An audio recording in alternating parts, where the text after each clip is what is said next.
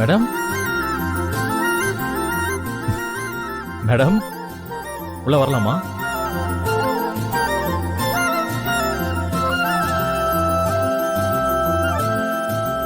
Madam ஒரு செம்ம படம் ஒண்ணு பார்த்தேன் மேடம்.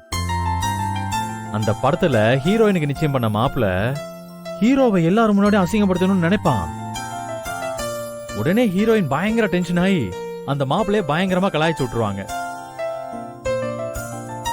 அப்பதான் அந்த ஹீரோக்கு அவங்க மேல இன்னும் லவ் ஜாஸ்தி ஆகும். சத்தியமா செம்ம சீன் மேடம். என்ன மேடம் முறைக்கிறீங்க? சீன் நல்லா இல்லையா? இங்க பாரு, காமெடி பண்றங்கிற பேர்ல வெறுப்பேத்தாம ஒழுங்கா போயிடு. சரி விடுங்க, காமெடி வேணாம், சீரியஸாவே கேக்குறேன். ரஞ்சித் என்கிட்ட வேலை சொன்னா உங்களுக்கு என்ன மேடம்? நீங்க உங்க வேலையை பார்த்துட்டு போக வேண்டியதானே? எதுக்காக அவங்கிட்ட போய் சண்டை போட்டீங்க? அப்போ உங்க மனசுல காதல் இருக்கிறதுனால தானே அவ்வளவு கோவம் வந்துச்சு.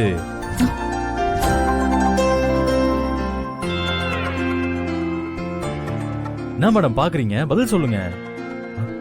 ஏய் இங்க பாரு, உண்மைக்கெல்லாம் பதில் சொல்லலாம், இப்படி கற்பனைக்கெல்லாம் பதில் சொல்ல முடியாது, புரியுதா? எதை கற்பனைன்னு சொல்றீங்க மேடம்? நீங்க என் மேல வச்சிருக்கிறது உண்மையான காதல் இல்லைன்னு உங்க மனசாட்சியத்தோடு சொல்லுங்க. இங்க பாரு வேலா, நான் மறுபடியும் சொல்றேன், நான் உன்னை லவ் பண்ணதெல்லாம் உண்மைதான். ஆனா இப்ப இந்த நிமிஷத்துல என் மனசுல அந்த மாதிரி எந்த எண்ணமும் இல்ல.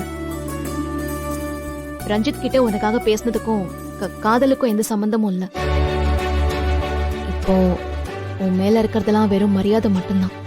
இவ்வளவு வருஷம் என் இன்பத்திலயும் துன்பத்திலயும் நீ என் கூட நின்ன.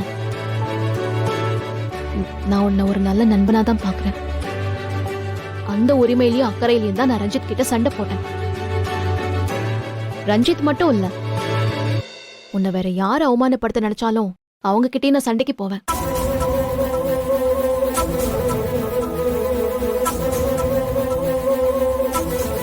என்ன அப்படியே பார்த்துட்டு நிக்கிற? இங்க பாரு, இனிமேலாவது இந்த லவ் கிவன் எல்லாம் என்கிட்ட வந்து பேசாத. நாம எப்பவும் போல நல்ல ஃப்ரெண்ட்ஸாவே இருப்போம். நீயும் அப்பாவுக்கு நல்ல விசுவாசியா இரு. மேடம், ஃப்ரெண்ட்ஸா இருந்தவங்க லவ்வர்ஸா மாறுறது ஈஸி.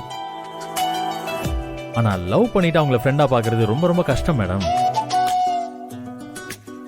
ஒரு தடவை லவ் வந்துட்டா ஆயுசுக்கும் அவங்கள லவ்வரா தான் மனசு பார்க்கும். அதனால ரொம்ப ட்ரை பண்ணாதீங்க மேடம், ஓகேவா? உன்னெல்லாம் திருத்தவே முடியாது. உனக்கு எப்படி தோணுதோ அப்படியே வச்சுக்கோ போ.